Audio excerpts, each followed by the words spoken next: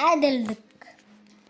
Баяғыда бар ауда сесендігімен, даналығымен көзге түскен би өмір сүріпті.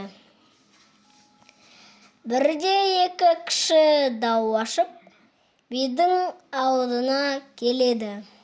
Біреуі егініме сиырын жіберіп, бидайымды жегізді, бала-шағам аш қалды десе, екіншісі егінін қоршап қоймай ма, сиырдың не кінәсі бар дейді.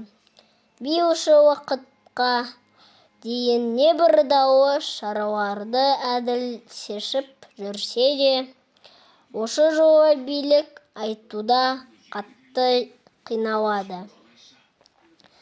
Тыңдап отырса, екеуінікі де жөн секілді. Ұзақ ойланған би егіншіге, сен аштығың үшін сиырын ал, деп билік айтады. Малшы егіншіге сиырын бермейді. Дау өршіп, олар биге қайта келеді.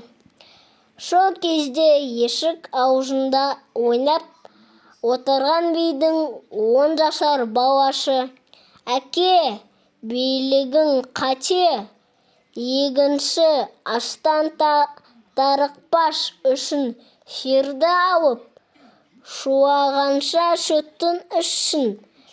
Егіні пішкенде малшыға бидайдан үлес берсін» дейді. Бұл сөзге малшы да, егінші де риза болады. Бірі сиырын, бірі егінін беріп, өздері дос болып кетіпті. Әлгі бала ержетіп, кейін әділ би болыпты.